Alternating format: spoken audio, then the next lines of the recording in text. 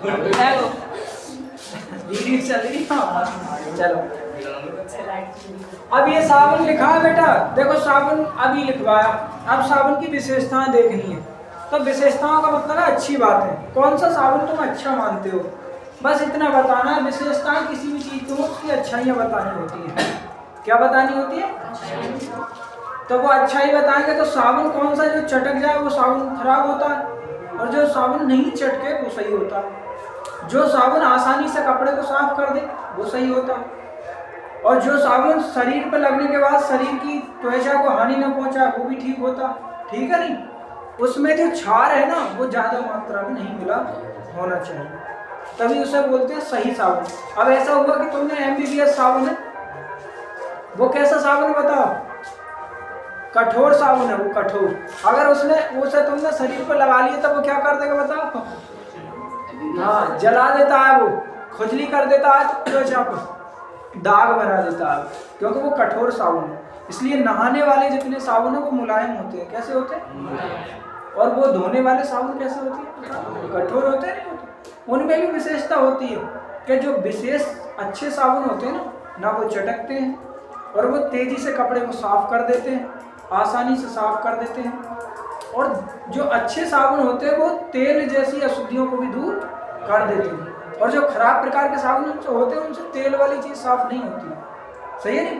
हालांकि अब तो डिटर्जेंट आने लगे, पाउडर जो होते हैं। अब साबुन पे चलते हैं।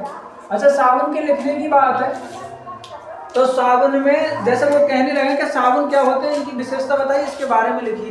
तो सबसे पहले साबुन की परिभाषा लिखोगे, पहले साबुन हेडिंग डालोगे, साबुन के बाद इसका क्या डालोगे? इसका सूत्र लिखोगे। क्या लिखोगे? C17 H35 COO। इसकी परिभाषा। अच्छा, दूसरा सूत्र अगर लिखना चाहो कभी तो ये भी लिख सकते हो, ये सोडियम लवण का सूत्र हो गया। सोडियम से जो बना हुआ है वो वाला साबुन हो गया ये। अगर तुम दूसरा चाहो तो Na की जगह क्या लिखोगे बताओ? K का मतलब क्या? पोटेशियम। ये भी क्या हो गया? साबुन की सूत्र हो गया। अब इसकी विशेषताएं लिखनी है। क्या लिखनी है इसकी? विशेषताएं। एक साबुन वो निकाली बेटे कहाँ से? विशेषताएं।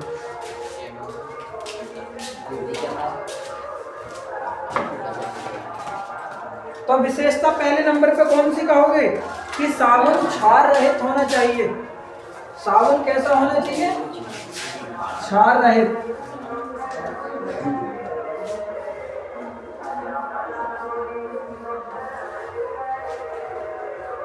कैसा होना चाहिए? क्षार, मतलब उसमें क्षार नहीं होना चाहिए, क्योंकि अगर उसके अंदर क्षार होगा तो वो अपने शरीर की त्वचा को हानि पहुंचाएगा। दूसरा कैसा होना चाहिए? चटकना नहीं चाहिए। ये नॉर्मल बात है जो हम सबको मालूम होनी चाहिए। चटकना नहीं चाहिए।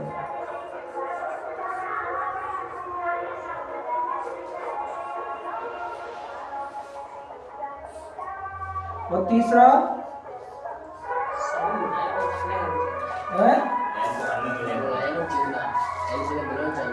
एल्कोहल में क्या होना चाहिए? एल्कोहल में विलय होना चाहिए।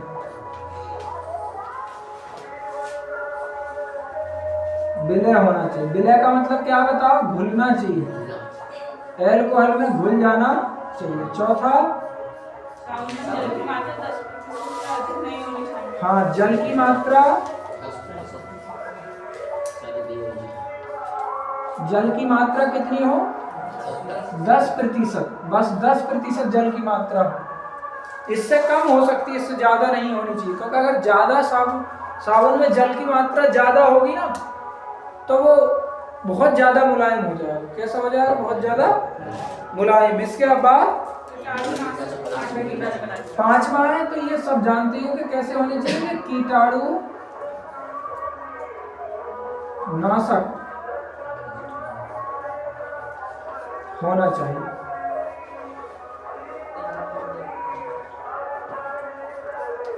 कीटाणु नाशक होना चाहिए। ये इसकी हो गई विशेषता। अब इसके बाद एक क्रिया आती है मिसेल, इसे मिटा दे। ये तो समझ लिए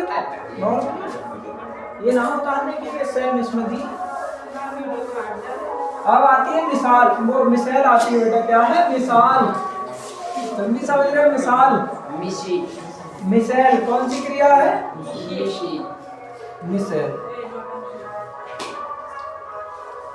ये बहुत ज्यादा आती है मिसाल, ऐसी लिखा मिसाल।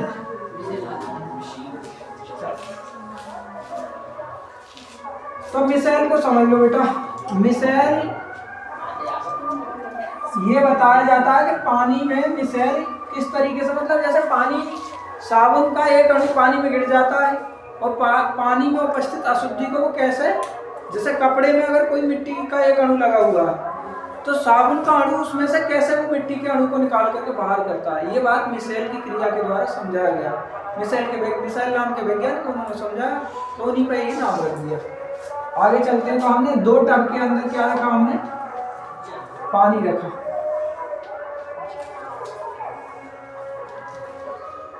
ये टब है अपना, यहां तक पानी है। अब हमने यहां देखा कि एक अणु, ये जो अणु है ना, ये किसका अणु है? साबुन का। ये साबुन का अणु है, साबुन अणु। तो साबुन की अणु में ना छोटे छोटे अणु होते हैं जिनमें सिर भी होती है और पूंछ भी होती है। क्या होता है? सिर। जैसे ये सिर ऐसे बना दो, इसका सिर, और इसके नीचे ये पूंछ बना दो। दूसरा अणु बना तो ये सिर बना दो, ये पूंछ बना दो। तीसरा यहां सिर बनाओ, चौथा ये सिर बनाओ। आ रहा है बेटा अभी? या तो रुक जा 10-15 मिनट, या थोड़ा टाइम लगेगा। तो ये अणु जो है ना, ये गुच्छे के रूप में रहते हैं। साबुन के अणु किसके रूप में रहते हैं? तो उस गुच्छे में ये अणु, इन अणुओं का क्या काम होता है कि ये इनका जो सिर दिख रहा है ना, ये जो सिर है ये जल से ऊपर की तरफ रहता है। कहाँ रहता है? जल से ऊपर की तरफ। और ये जो पूंछ है ये जल के अंदर रहती है। कहाँ रहती है? जल के अंदर। जब कोई भी जल में अशुद्धि आती है, या मान लो जैसे हमने कपड़े धोने स्टार्ट करी, तो वहां पर ये वाला जो है कण है, ये अशुद्धि आ गई। क्या आ गई? ये तो ये जो जल के मिसाल के अणु हैं, इनकी पूंछ जो है इसमें आ जाती है, पूंछ इसमें घुस जाती है और सिर बाहर की तरफ रहता है।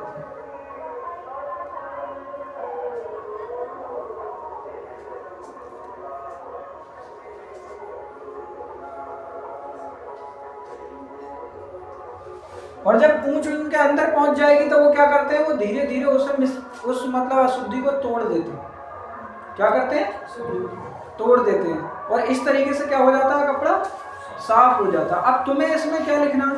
तो तुम्हें ये लिखना है कि इसमें इनका जो सिरा पानी में घुलने वाला होता है, जैसे इनकी जो पूंछ है ये पानी के अंदर रहती है, तो इसे जलरागी कहोगे। क्या कहोगे? जलरागी।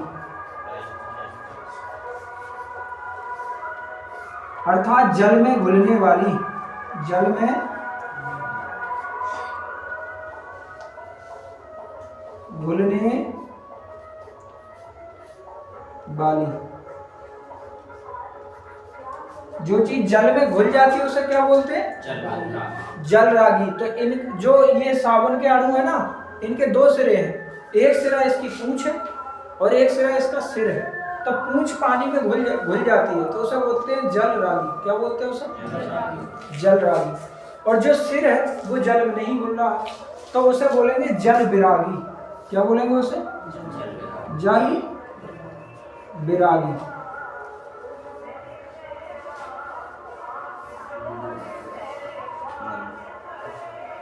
जो जल में ना घुले, जो जल में ना घुले उसे क्या कहते हैं बताओ? जल विरागी। जो जल में ना घुले उसे क्या कहते हैं? जल विरागी कहते हैं। ये मिसाल की, फिर इसमें तुम लिखोगे ना कि उसे जल विरागी कहते हैं, और फिर उसके बाद कहोगे ये मिसाल की क्रिया की विशेषता है। ठीक है ना? आधा यहाँ से हो गया, चित्र बनाओगे और इसके बाद जो इससे पहले बात बताई कि ये पानी के अंदर इनकी पूंछ रहती है और पानी के बाहर इनके सिर रहते हैं, इसी प्रकार अशुद्धि के किसी को कोई कण आने पर पूंछ अशुद्धि के अंदर हो जाती है और सिर पानी की तरफ हो जाते हैं और इस प्रकार अशुद्धि साफ हो जाती है। इसी क्रिया को मिसेल कहा जाता और तुम्हारा मिसेल की क्रिया पूरी। ठीक है नी?